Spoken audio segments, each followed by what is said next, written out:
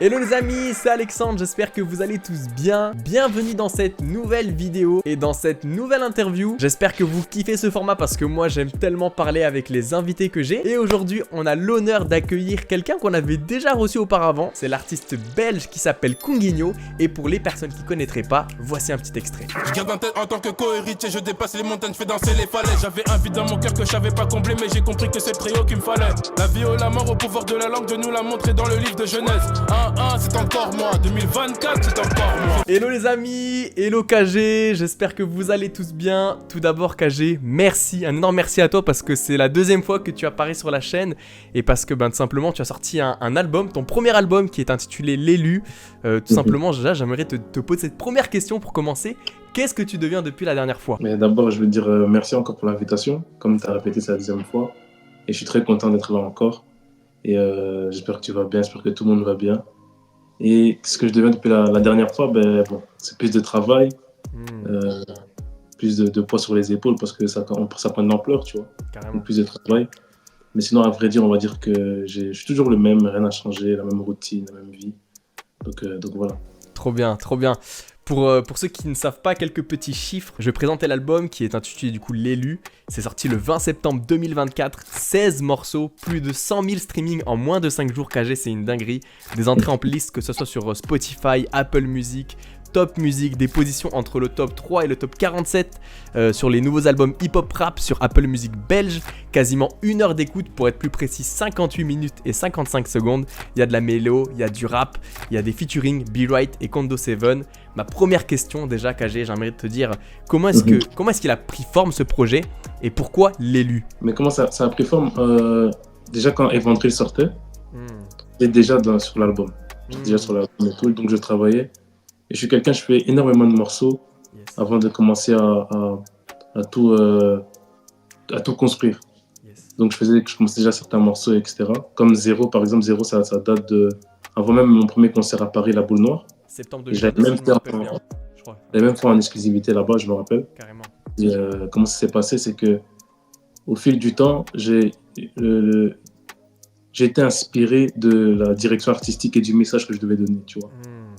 Et le titre, en fait, j'avais pas forcément de titre, mais on va dire que Dieu a utilisé l'entourage qui utilisait souvent le mot élu, quand il devait me définir par rapport à mon parcours. Et bizarrement, même, il y avait des personnes que je parlais pas énormément, mais qui m'écrivaient directement l'élu. Et c'est là que je me suis dit, on va prendre ce titre-là, et on va le donner à l'album, tu vois. Ok, maintenant je comprends un peu toute la stratégie qu'il y a derrière. Et l'album, justement, moi je l'ai vu sur les réseaux parce que t'en parlais depuis un bon petit moment. Ma question elle va être toute simple. Comment ça se fait qu'il a pris autant à sortir? Parce que si je me trompe pas, sur les réseaux t'en as parlé depuis un bon petit moment et tu le teasais et tu voulais le sortir même avant, de ce que j'ai compris. Comment ça se fait qu'il a mis autant de temps à sortir cet album? C'est la préparation, interne que beaucoup négligent parce qu'il y a toute une préparation avec les maisons de production, les labels, la distribution. Il y a aussi tout ce qui est communication aussi à travailler. Et aussi, par exemple, pour mon cas, il y avait des titres qui avaient énormément de versions. Il fallait être sûr aussi de ce que je voulais envoyer. Il y a des trucs que j'ai dû recommencer parce que je n'aimais pas trop. Et c'est tout ça qui a fait que ça a pris énormément de temps. Mais Dieu merci, on est arrivé jusqu'au bout et c'est sorti. Et voilà, le plus important, c'est qu'on a beaucoup, beaucoup travaillé et on est fiers du produit final. Carrément, trop bien. En plus, j'ai vu que justement, ça a dû être tellement dur parce que tu le dis même t'avais fait un son, je crois, pour annoncer, je crois, Evandril, il me semble. Et tu disais, tu le disais un peu tout à l'heure, hein, t'es un gars, t'es super productif et tu prépares tes sons. T'en as limite, tu fais 50 maquettes et t'en retiens que 20, quoi, même voire moins. Et franchement, moi, j'ai vu les sorties que tu avais fait sur ton Telegram et aussi sur SoundCloud et tout. Il y avait beaucoup de sons mélodies. Et moi, je m'attendais vraiment dans cet album à avoir plus de mélodies parce que c'est ce que tu proposais en tout cas en attendant de sortir l'album. Et finalement, il y avait plus de sons rap. Comment est-ce que ça se fait ça aussi que tu as fait plus de rap? Est-ce que c'est un retour aux bases finalement de Kunguinho? Mais on va dire que j'ai fait beaucoup de rap parce qu'il fallait laisser quand même l'empreinte. Les gens m'ont découvert. Et puis j'ai pris quelques risques aussi. Et par rapport à Telegram, en fait, c'était une façon de m'entraîner. Je m'entraînais, sachant que j'avais déjà l'album, qui était déjà en place, mais je m'entraînais quand même à prendre des risques. Parce que je sais que il n'y a pas forcément, entre guillemets, des enjeux. Parce que comme sur les plateformes, il ne faut pas oublier que C'est tout un travail, il y a de l'argent qui rentre, il y a une communication, il y a du budget qu'il faut mettre.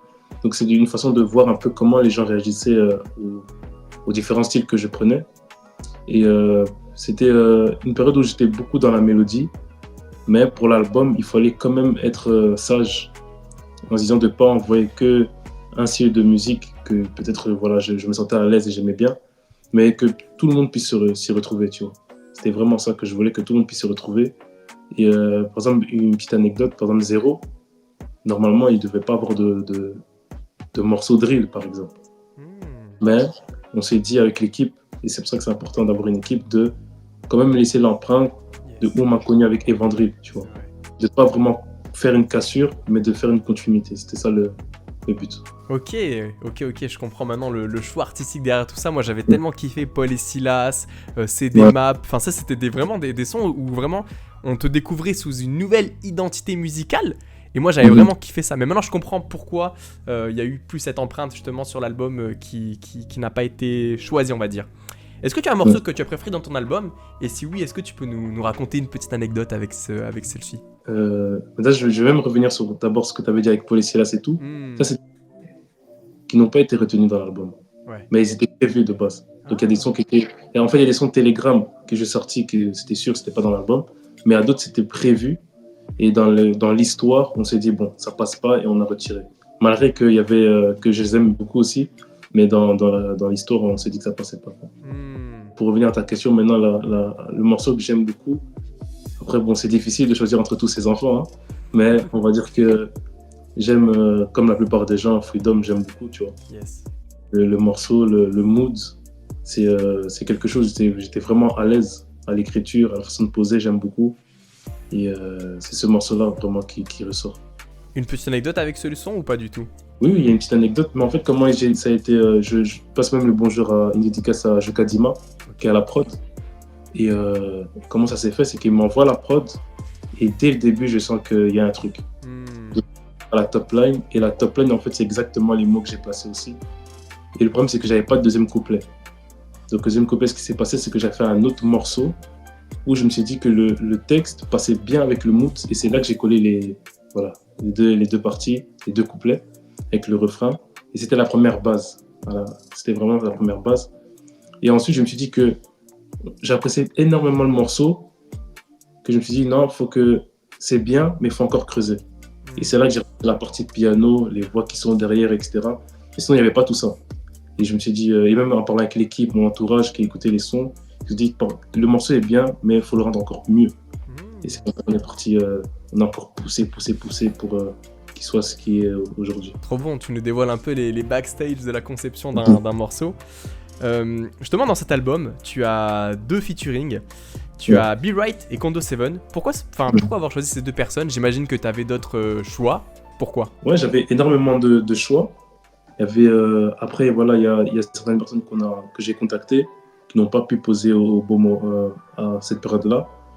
Mais après, Be Right, j'ai pris le grand frère parce qu'on échangeait déjà beaucoup. Moi, c'est beaucoup au feeling aussi. On échangeait déjà beaucoup. Et la dernière fois qu'on s'est vu, c'était à Bruxelles. Et avant de partir, voilà, parce qu'on s'appréciait énormément. Avant de partir, il me dit KG, t'es dans le cœur. Et quand il me dit ça, moi, c'est un mot qui est resté en moi. Je me suis dit, bon, je suis rentré chez moi et tout. Et je me suis dit, dans le cœur. Et ça faisait revenir, tu vois. C'est pour ça que je me dis que Dieu fait bien les choses aussi, qu'avec un mot, ça peut débloquer tout un morceau. Donc, il me dit ça, et il sait pas, hein. J'ai jamais parlé de ça avec lui. Et quand il me dit, en fait, c'est là que je réalise que je pouvais que l'appeler et partir sur un message, justement, dans le cœur. Mais je savais pas. Je savais juste qu'il avait donné le titre, mais je savais pas quoi dire. Et quand je me rappelle que, de base, je voulais qu'il soit sur Evandril, de base. Ok. Mais je ne l'avais pas contacté, j'avais essayé une première maquette pour lui envoyer, je n'avais pas aimé, j'ai dit bon, Evandril, on va le faire solo. Puis quand j'ai fait l'album, j'écrivais, parce que la prod de base que j'avais fait, j'avais déjà écrit dessus. La prod qu'on a fait ensemble, j'avais déjà écrit dessus. Avec une autre thématique et tout que j'avais pas trop apprécié. Et puis j'ai tout changé, je lui ai envoyé mon couplet, l'idée du refrain, et je lui ai demandé si ça l'intéressait, tu vois. Et directement, il a apprécié, directement, il m'a fait un retour avec son couplet qui est vraiment d'un niveau. C'est... Carrément. Et en fait, quand tu l'écoutes, t'as l'impression d'être à l'église, t'as l'impression qu'on te prêche, tu vois. Yes, tellement vrai. Et il a vraiment répondu à l'appel. Et ce que j'ai beaucoup aimé aussi, c'est que le son, pour ceux qui ne savent pas, on l'a fait à distance, le son. Waouh. Ouais, on a eu beaucoup d'occasions, on se voyait, mais pour faire le morceau, on a dû le faire à distance. Et je me rappelle même, il était dans une période de retraite, un truc comme ça, donc j'ai pas voulu énormément déranger. Donc quand il a envoyé ses voix, ce que j'ai aimé, c'est que c'est après, c'est même pas pendant la fabrication du morceau, mais c'est quand le morceau est sorti, que j'ai réalisé en fait qu'il répondait à mon couplet. Et c'est là que j'ai aimé aussi, parce que moi j'ai un couplet où j'explique que voilà, il y a tout ce qui se passe autour, mais parfois il y a l'arrogance qui peut arriver, des choses comme ça. Et lui, il répond que oui, c'est bien d'avoir tout le monde avec toi, mais si t'as pas cru, ça sert à rien. Et j'aimais bien la réponse, etc. Et ce morceau aussi a eu plusieurs versions. Donc il a posé sa voix, c'était fini. Et à la fin, voilà, j'ai voulu rajouter une voix un peu a cappella, puis avec des ambiances et tout. Et c'est comme ça que ça s'est fait le morceau. Et de même avec Kando Seven, c'est aussi le feeling. J'écoute énormément de morceaux en anglais sans savoir un peu les artistes. Je connais pas les artistes. Moi, j'écoute seulement, mais je regarde pas les noms. Et un jour, c'était un d'eux qui me follow sur Instagram, qui m'écrit, qui me dit voilà, j'aime beaucoup ce que tu fais et tout. Et moi, j'ai dit mais tu comprends? Il me dit non, je comprends pas, mais j'aime bien. Et maintenant, j'écoute un morceau, deux morceaux sur ma playlist Spotify. Et d'un coup, je reconnais le nom de la personne qui m'a follow. Mais j'ai échangé avec lui et je vérifie et je me dis ah, mais celui que j'écoute, c'est lui. C'est lui, ouais. Et j'ai écrit, je lui ai dit mais en fait, je savais pas que je t'écoutais depuis longtemps. C'est juste que moi, j'ai un problème avec les noms. Et on échange et je sais qu'il m'avait proposé un featuring. Ils sont deux. Donc, j'ai échangé avec un seul, il m'a proposé un featuring. Et je lui ai dit, moi, ça tombe bien, je fais un album, j'aimerais bien aussi avoir le mien. Il m'explique qu'ils sont deux, qu'ils sont un groupe. J'ai dit, il n'y a aucun souci. Et le morceau aussi, on le fait à distance. Le morceau, on le fait à distance. Avec Ben Lab, je fais la top line du refrain. Il y avait une autre idée, mais moi, je voulais vraiment une top line où on sente qu'on est ensemble, malgré la distance. Donc, on fait le morceau. Son frère aussi, il pose. Et voilà, donc pendant que le morceau, on est en train de travailler et tout, Dieu a permis que je puisse aussi me retrouver à Londres, qu'on puisse échanger, qu'on puisse être au studio pour faire d'autres morceaux, mais que malgré que le morceau soit fait, qu'on puisse se voir, se parler et comprendre l'énergie de l'autre, tu vois, c'est important pour moi. Et c'est comme ça que ça s'est fait aussi, c'est un très gros morceau aussi, qui sonne un peu l'été, on va dire. Et voilà, les deux personnes, je trouvais que c'était deux personnes qui rentraient bien dans la chronologie de l'album, tu vois. Ouais, carrément. Comme quoi, il y a vraiment toujours moyen de travailler à distance. On ne peut pas s'imaginer ça, mais ouais, il y a vraiment cette possibilité. Et ça veut dire que, de ce que je comprends, de ce que tu me racontes, la dernière fois, tu nous disais que t'écoutais un peu moins de rap ou, t'étais plus dans la louange. Tu t'es mis, ça veut dire un peu à écouter autre chose que de la louange? Ouais, là, en fait, j'écoute de tout. Hein. J'écoute vraiment de tout. Le rap jusqu'à aujourd'hui, bon, là, j'écoute énormément parce que j'ai envie de savoir ce qui se passe. C'est vraiment un peu, je suis très, très ouvert. Je suis très, très ouvert. Et mon seul problème, c'est que je retiens pas les noms des artistes. C'est juste un problème, tu vois. C'est-à-dire que je peux écouter un artiste, je vais le voir et je vais pas le reconnaître. Mais je sais que je l'écoute. Tu nous parles d'un certain JKL dans Genèse. C'est qui cette personne pour toi? C'est mon petit frère. Ah, c'est ton petit frère? Ouais, c'est mon petit frère qui faisait mes ambiances. Mon premier événement, il avait fait les bacs. Il faisait mes freestyles parfois quand je faisais dans la voiture, qui filmait aussi. Et ouais, donc j'ai dédicacé, on va dire, on dédicace un peu les petits frères, tu vois. Parce que même dans l'élu, j'ai dit GD, et Gédéon, c'est mon petit frère aussi. Donc je dis, je vais vous mettre tous les deux dans un des morceaux, on va trouver lequel. Mais c'était un petit kiff, tu vois. Ok, trop bien, ah, c'est pertinent d'entendre ça. Je te poserai une question après, justement, sur le titre Petit Frère. En attendant, il y a un slogan de l'album, il revient assez souvent, c'est soit tu regardes, soit tu montes avec nous. C'est la punchline, on va dire, de cet album. Qu'est-ce que tu as envie de dire à quelqu'un qui est juste spectateur pour le moment, pour monter avec les élus? On va dire que quand le train il passe une fois, tu vois. Il faut être à la gare avant que le train passe, comme ça on part tous ensemble. Et si tu remarques bien, dans Évandré, c'était ça deviendra international si Dieu le veut. J'essaie toujours d'avoir une phrase accrocheur qui va un peu résumer tout l'album, tu vois. Et c'est le message là que je donnais aux élus, c'est que, ok, il y a des moments où ça va pas, il y a des moments de doute, etc. Mais il faut être prêt au bon moment, tu vois. Et c'est comme l'enlèvement, en fait. C'est qu'on sait que voilà, on pêche, il y a des moments où on est mou, etc. Il faut qu'à tout prix que le jour de l'enlèvement, on soit prêt. Et c'est la même chose. C'est que regarde pas, sois acteur, travaille, travaille sur toi-même aussi, et les jours où on devra partir, viens avec nous, tu vois. Je te parlais de petit frère à l'instant. Bah du coup, tu as répondu déjà à ma petite question. Tu en as un. En tout cas, tu en as même plusieurs, c'est ce que je comprends. Les deux. Bah du coup, ce morceau, est-ce qu'il était pour lui déjà? Et ma deuxième question, c'est est-ce que tu as une crainte pour les futures générations? Ok, petit frère, ouais, ça a été inspiré de mes deux petits frères, et c'était aussi une façon de faire un son plus large. Hmm, C'était plus dans la thématique où je veux apporter l'évangile, mais d'une manière plus large, tu vois. ok. Une manière avec des messages, parce que sur Terre, il y a tout, Hmm, mais des fois, on a toujours les mêmes messages, les mêmes paroles, et c'est ça que je cherchais, donc je me suis basé sur mes petits frères, et c'est comme ça que j'ai écrit le morceau. Et en écrivant le morceau, comme j'ai dit, je souhaite à mes petits frères, et je souhaite même à tout le monde de faire mieux que moi, tu vois. hmm, Moi, je dis pas que je suis arrivé à un certain niveau, mais je dis que l'amour, c'est de souhaiter que son prochain soit plus loin, tu vois, carrément. sans jalousie, sans rien, sans le retenir. Et j'ai quand même aussi une petite crainte pour les générations parce que moi, je sais que par exemple, niveau musique, je sais que la musique, ça influence énormément. Et moi, ça m'avait influencé plus jeune. C'est pour ça que je me dis que les plus petits, en fait, même dans zéro, je le dis que je dois faire attention à mes propos. Je suis écouté par des petits. Hmm, Et les petits, en fait, puissent s'accrocher à notre musique, qui est le gospel. Parce qu'on s'attache à une musique qu'on écoute tout le temps, pour qu'ils puissent bien grandir, pas grandir comme voilà, nous ou d'autres. Mais à la génération d'aujourd'hui, il y a beaucoup de personnes, beaucoup de petits en fait, qui veulent être trop libres, tu vois. hmm, Libres, mais en fait, ils veulent être libres, mais dans le mauvais sens. Et il y a parfois des choses qu'on entend, par exemple, tu vas entendre des jeunes qui meurent, tu hmm. vois. Ils meurent parce ils ont moins de 18 ans, ils sont mineurs, mais déjà des trucs d'armes, des trucs de couteaux. Et c'est ça qui effraie aussi, et surtout avec ce qu'on voit, les nouvelles lois, des choses comme ça. Et ça fait un peu peur pour la nouvelle génération, et même la génération qui va venir. Donc ce message-là, c'était vraiment une façon, le petit frère, c'était vraiment une façon de dire quoi qu'il arrive, reste sur le chemin du salut, tu vois. Reste sur le chemin du salut. L'argent, tu veux l'argent, ok, mais que l'argent ne devienne pas ton maître, reste sur le bon chemin, etc., etc. Yes, trop bon, trop bon, trop bon. Si tu dois faire un choix entre Gucci ou Louis Vuitton, même si ce n'est que vanité, tu dirais quoi? Entre Gucci et Louis Vuitton. En fait, Gucci, moi, je prendrais une casquette. Rien d'autre. Et Louis Vuitton, la sacoche. Donc, tu vois? Et je dirais plutôt, on va dire Louis Vuitton pour la sacoche. Comme ça, je peux mettre des choses à l'intérieur. Ah, c'est bon.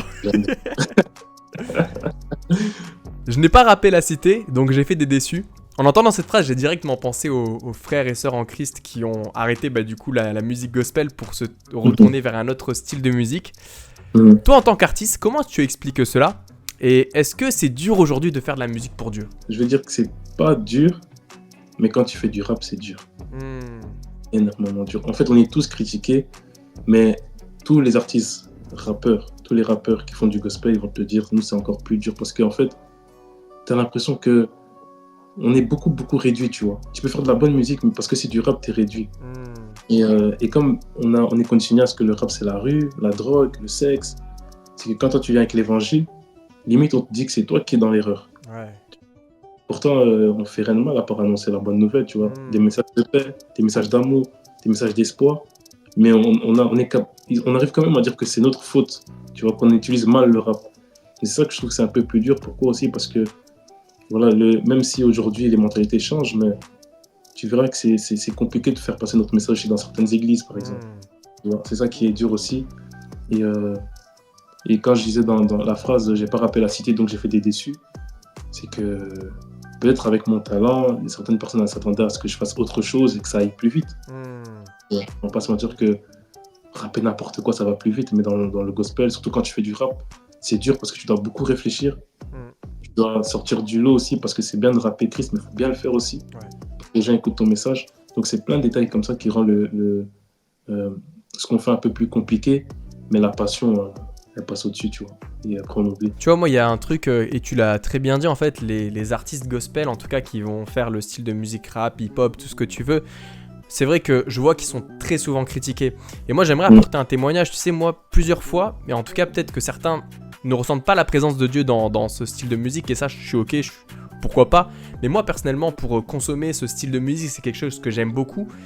que ce soit avec tes sons ou d'autres artistes, moi parfois je sens la présence de Dieu, parfois j'arrive même à rentrer dans sa présence et prier. Et c'est pour ça que parfois je suis un peu frustré de voir tous ces gens qui sont un peu... Ouais, qui vont vous dire que vous êtes dans l'erreur ou quoi, parce que moi je vois le fruit de Dieu, et même je pense que toi aussi tu le vois dans tes témoignages parfois que tu reçois ou quoi, et c'est un peu frustrant parce que les gens en fait ils banalisent un peu ce que vous faites, alors que finalement en fait c'est juste un outil, c'est un outil où tu apportes l'évangile, parce que tu sais qu'il y a des gens qui, je le disais dans Évangile justement, tu sais que le rap est la musique la plus écoutée, donc forcément tu vas t'infiltrer pour parler de l'évangile. Moi je trouve qu'elle est là la clé, c'est parce que tu vas apporter avec le rap justement Christ, et c'est ça qui est bon. Donc je comprends en vrai, et je te donne toute ma force et tous les artistes aussi, de continuer à voir ce que Dieu vous a mis sur votre cœur, parce que les gars vous faites super bien, et voilà, il y a des vies qui sont sauvées, et soyez juste rassurés avec ça quoi. Amen, amen. Et c'est vraiment vrai ce que tu dis, parce que même, je prends le cas de Jésus ne force pas les gens. C'est vrai. Tu vois. Même quand il dit, il te donne le choix entre la vie et la mort, il te donne le choix, mais il te conseille de prendre la vie, mais il te dit pas prends la vie. C'est vrai. Tu vois. Et c'est la même chose avec nous, c'est que c'est comme les cœurs. Jésus, il toque le cœur, mais c'est à toi de décider d'ouvrir la porte ou pas. Maintenant, ce qui se passe avec nous, c'est que, avec la musique, c'est que maintenant, les gens ne sont pas, ils vous dire qu'ils ne ressentent pas la présence de Dieu, mais ils n'ont même pas ouvert le cœur, ils ne sont même pas disposés. C'est vrai. C'est là le problème. C'est que si tu ne te disposes pas, c'est normal que tu vas rien sentir. Mais si dès le départ, tu es renfermé, forcément qu'il ne va rien se passer, parce que Jésus ne va pas forcer. Tu vois. C'est vrai. Et c'est là que les gens en fait, ne comprennent pas et qui mélangent tout, mais c'est des choses où moi j'ai fait abstraction, tu vois, je calcule plus, parce que je me rappelle quand j'ai fait Évangile et tout, je me rappelle voilà, le titre voilà. Tu sais, quand tu réussis quelque part et ça marche, de l'autre côté il y a aussi le revers de la médaille, tu vois. Des fois je voyais des trucs, je me disais ah ouais. Et j'ai compris qu'en fait quand Dieu donne il donne la vision, c'est ta vision, tu vois. Au droit Joseph c'était la même chose, ses frères ne le comprenaient pas. C'est vrai. Tu vois. Et à la fin ils ont tous dit ok d'accord, là on a compris, et ils l'ont suivi, voilà. Mais c'est pour dire que moi, je suis sûr que Dieu m'a donné cette vision-là. Et quoi qu'il arrive, moi, j'y vais parce qu'il y a des témoignages, il y a des gens qui reviennent à Christ. Je fais le travail qu'il m'a donné. Et on sait que la foi, c'est une folie, tu vois. Les gens ne comprennent pas. Donc, on va avancer.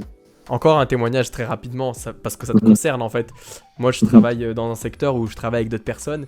Et je roule en camionnette comme ça et j'arrive au dépôt, je mets ta musique à fond. Il y a un frérot, enfin un gars avec qui je travaille, pas du tout chrétien, pour vite fait te mettre le contexte. Il entend ta musique, il dit « Oh purée, vas-y, c'est quoi l'artiste ? Et en fait, tu vois, c'est juste une porte en fait. Et les gens, en fait, les gens, ils ne connaissent pas l'évangile. Et c'est aussi une porte où ça peut être partagé. Et justement, ce frérot, il a pris ton nom et tu vois, il est parti écouter. Je sais pas ce qui se passe dans son cœur maintenant, mais tu vois, au moins, c'est une porte pour que Dieu puisse parler à son cœur et écouter, le rejoindre dans son quotidien, dans ce qu'il écoute finalement. Tu as évolué, on le voit, que ce soit sur le plan musical, spirituel. Quel conseil tu aurais envie de donner avec le recul au KG du début et à tous les nouveaux artistes qui veulent se lancer ? Ce que j'aurais dit au KG du début, continuer à travailler, continuer à bosser, et que le succès, c'est pas ce que tu es full d'abonnés, que tout le monde te connaisse, mais le succès, c'est quand ta musique touche vraiment les gens, qui sont changés, qui ressentent vraiment quelque chose, et ton prix, ton award, c'est les témoignages des autres, tu vois. Yes. Après, c'est toujours bien d'en recevoir, mais c'est les témoignages des autres, ton prix. Continue à travailler, et confiance en toi, et confiance en ce que Dieu t'a donné, parce que des fois, on doute, on se dit, mais pourquoi pas moi, pourquoi moi je peux pas faire ci, ça. Mais Dieu t'a donné toutes les capacités de le faire, donc fais-le et prie beaucoup parce que la musique c'est spirituel tout d'abord. Donc prépare-toi spirituellement et puis physiquement fais ce que tu as à faire. Tu as fait plusieurs scènes depuis notre dernière interview, notamment un sold out à la Boule Noire à Paris. Qu'est-ce que ça fait de passer d'un studio à un public en face de toi ? Ça fait vraiment bizarre, tu vois. Parce que je me rappelle ce jour-là, je me suis dit ok, les gens sont vraiment venus pour moi. Tu vois, ils sont vraiment venus parce qu'il n'y a que moi sur l'affiche. Des fois, je faisais des festivals et tout. On est plusieurs. Je chante 10 minutes, 15 minutes, 20 minutes. Mais là, je suis parti pour 1h, 1h30. Yes. Tu vois. C'est-à-dire que maintenant, j'étais un peu stressé. Je me disais, mais comment je vais introduire les sons ? Comment je vais essayer de parler au public ? De toutes ces choses-là, en fait. Et j'ai beaucoup appris pendant ce concert. Et non, c'était une chouette expérience. C'est une chouette expérience. Et en passant par là, après, quand j'ai enchaîné après le reste, j'étais plus à l'aise. J'ai compris en fait comment ça se passait. Et oui, j'ai que des bons souvenirs en fait, parce que c'est le début de toute la suite. Tu tu vois. Hmm. De se dire, comment dans une voiture, tu vas au studio, et t'arrives là, il y a des gens qui chantent tes chansons en chœur. Des chansons que toi, t'as écrites tout seul, que tu pensais même pas que limite ils allaient connaître. Et même moi, des fois, c'est ça, en fait, je me dis, j'arrive à des événements, je me dis, est-ce que les gens ils connaissent? Hmm. Ça peut arriver qu'ils connaissent pas, mais parfois j'arrive, par exemple, mon propre concert, je peux pas me demander ça. Hmm. Mais je me pose la question, je me dis, ils connaissent vraiment, ils connaissent ça, si. Et quand je vois, moi-même, je suis surpris, je suis choqué, tu vois. Hmm. Et gloire à Dieu pour tout ce qui se passe. Et je sais qu'il va faire encore des grandes choses. Amen, amen, amen.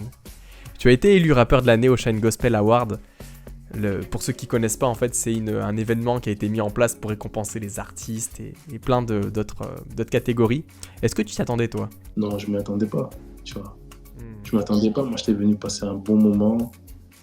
C'était la première cérémonie aussi, donc j'étais venu passer un bon moment, faire ma prestation, rencontrer aussi les autres artistes aussi, que certains écoutent, d'autres pas forcément, mais qu'on puisse être là et communier, tu vois. Et c'était aussi un honneur pour moi de gagner. Quand on a dit mon nom, c'était un honneur pour moi aussi. Parce que ces personnes-là, même ceux de la catégorie, c'est que des frérots que je connais, avec qui on s'entend bien, qui m'ont félicité aussi, avec qui on a échangé, tu vois. Même face devant les aînés aussi, tu vois, les aînés qui n'ont pas eu forcément ce genre de cérémonie avant, qui n'ont pas eu forcément aussi toutes ces choses-là.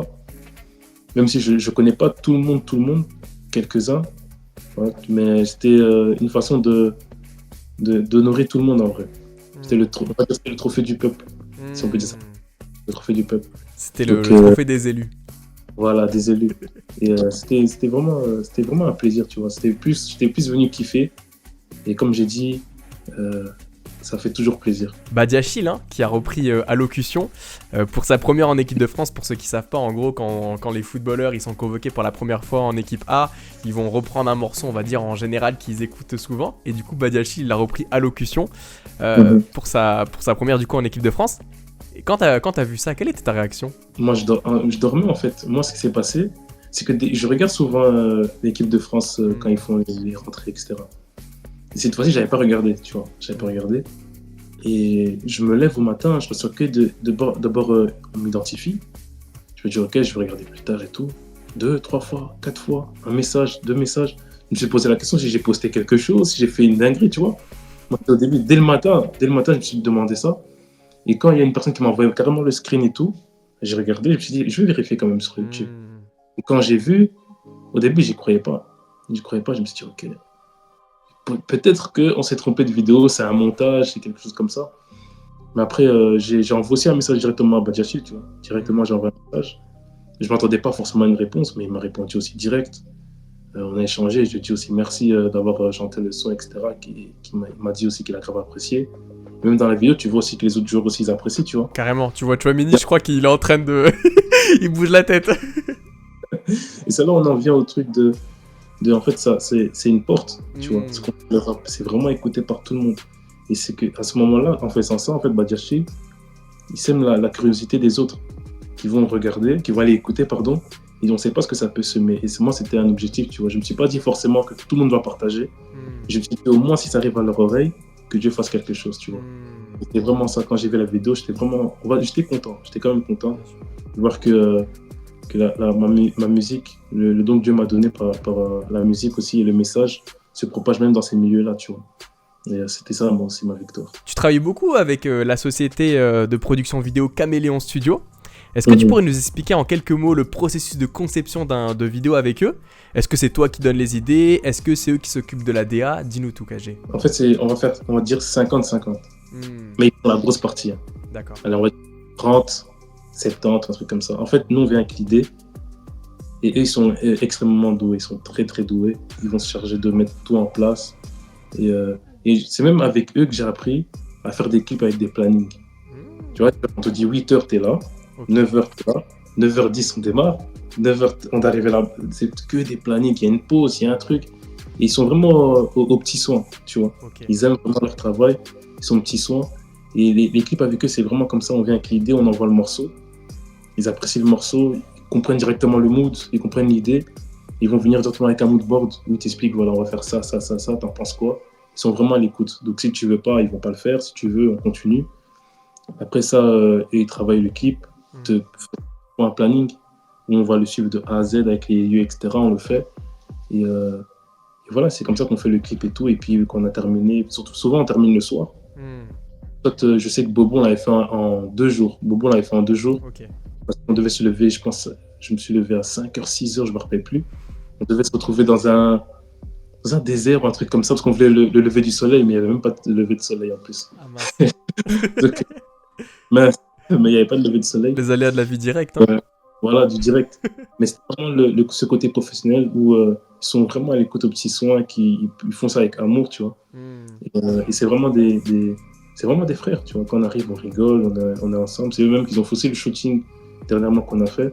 Mais j'apprécie vraiment travailler avec eux. Donc c'est vraiment comme ça qu'on travaille l'équipe. Ok, donc ça veut dire qu'on peut s'attendre peut-être à un futur clip avec Caméléon Studio. Sûrement. Il y a une plateforme, Top Music, qui a vu le jour. Je pense que tu as vu, tu as vu le projet. Qu'est-ce que t'en penses, toi, de ce projet-là? J'aime beaucoup l'initiative, tu vois. De mettre tous les sons chrétiennes là-bas. Et surtout aussi, il faut savoir que je sais que le premier objectif aussi, c'était par rapport aux rémunérations. Bon, je sais que c'est ça aussi. Parce qu'on va dire que Spotify, c'est... Limite, on gagne rien, Spotify, tu vois. Et eux, ils ont fait ça aussi en valeur. Ils ont fait ça aussi pour mettre en valeur notre travail aussi, pour nous aider. Parce que déjà dans l'industrie gospel, voilà, les financements, c'était très, très compliqué des fois. Et faire ce genre de plateforme où on peut retrouver toutes nos musiques là-bas, etc. Je trouve que c'est une très bonne idée, tu vois. C'est une très bonne idée de soutenir les artistes. Si je me suis bien intéressé au projet, tu peux soutenir directement un artiste ouais. en lui faisant en quelque sorte un don, si je me trompe pas. Voilà, ouais, c'est ça. Avec un don, pas seulement avec l'écoute, avec un don aussi. Tu peux soutenir l'artiste avec un don. Et ouais, et c'est aussi une façon par exemple pour moi c'est le genre de truc que j'aime bien, tu vois. C'est parfois tu as du mal à trouver les artistes. Et vu que la plateforme elle est faite que pour ça, tu peux aller au genre et tout, tu sais que c'est chrétien, tu vas écouter et ça va être plus facile aussi, tu vois. Dans ta musique, tu parles beaucoup de ta foi, mais il y a aussi un autre sujet que tu as à cœur, c'est l'injustice, notamment avec ce qu'a subi le Congo avec les différentes crises. Qu'est-ce que tu aurais envie de nous dire à ce sujet pour nous sensibiliser? Avec le Congo, déjà, ouais, c'est vrai que ça fait deux projets, deux fois que je parle de ça, parce que je trouve que c'est important, tu vois, surtout en tant que rappeur. Quand t'es un rappeur, t'es censé dénoncer des choses, tu vois. Et ce qui se passe au Congo, ça date des années et des années, et rien ne change. Et des fois même, je me pose la question parce que je vais pas citer des médias, mais tu vas voir parfois des médias qui vont mettre en avant des choses qui sont ridicules, tu vois. Mais des vrais problèmes, ils vont pas énoncer, ou soit tu vas voir que ceux qui ont les moyens de stopper ou de faire changer les choses, ils vont pas le faire, mais vont se concentrer sur d'autres choses. Tu as l'impression que c'est limite bête, tu vois. Et il faut pas oublier que c'est énormément de sang qui coule au Congo, et tout ça à cause de la terre, tu vois, de la richesse sur terre. Et le message, en fait, c'était vraiment pour moi, en tout cas, de me dire que si quelqu'un m'écoute et il n'est pas au courant, ben, je lui dis. Je lui dis, regarde ce qui se passe au Congo, de prendre conscience aussi. Parce que je sais que, voilà, on prie, mais il y a aussi les actes, tu vois. Carrément. Aussi les actes, faire bouger les choses. Et c'est ça que ma prière aussi, mon combat aussi, c'est que Dieu entende nos prières aussi pour le Congo, et que nous-mêmes, on puisse aussi bouger et faire bouger les choses, tu vois. Et que aussi ceux qui ont les moyens, ceux qui sont là-bas, ceux qui prennent les décisions, puissent aussi se réveiller aussi, prendre conscience que il y a énormément de morts. Je banalise pas tout ce qui se passe dans le monde, parce que voilà, il y a des guerres partout, il y a des morts partout, mais voilà, moi je suis congolais, c'est pas une surprise, tu vois, je suis congolais, donc ça me tient énormément à cœur, et je trouve que même pour chaque personne aussi, humainement juste, de dire que depuis des années, il y a le sang qui coule là-bas. Je trouve qu'en tant qu'humains, on devrait tous être conscients et tous porter ça dans notre cœur, tu vois. Donc c'est ça. Totalement d'accord avec toi. Dans Apocalypse, qui est le dernier son de ton album, tu dis « Je ne sais pas quand est-ce que l'aventure sera terminée ». Est-ce que honnêtement, tu as déjà pensé à ta fin de carrière musicale? Ouais, j'ai déjà pensé. Après, je vais pas dire quand. Ça, c'est une surprise, parce que j'ai dit que j'allais disparaître. Mais j'ai déjà pensé aussi, j'ai déjà discuté avec mes proches aussi. Et ils sont pas d'accord. Hein. Parce qu'en fait, ça peut être très, très, très tôt. Ouais, ça peut arriver très, très tôt. Mais ils me disent non, si Dieu décide de continuer avec toi, il faut aller jusqu'au bout, tu vois, quoi qu'il arrive. Et c'est là que je dis aussi à la fin que voilà, tant que Dieu permet, je suis là jusqu'à. Je me dis, je me sens entre les mains de Dieu, je ne sais pas quand je vais arrêter. Parce que moi, je me disais qu'après une période, il fallait que je stoppe, tu vois. Je veux faire autre chose. Mais en vrai de vrai, c'est Dieu qui m'a placé. J'ai la grâce d'être où je suis aujourd'hui, ou peut-être d'autres voulaient être à ma place. Donc, je ne veux pas bâcler ou négliger et me dire en vérité, pour moi, de me dire j'arrête de travailler pour Dieu, tu vois.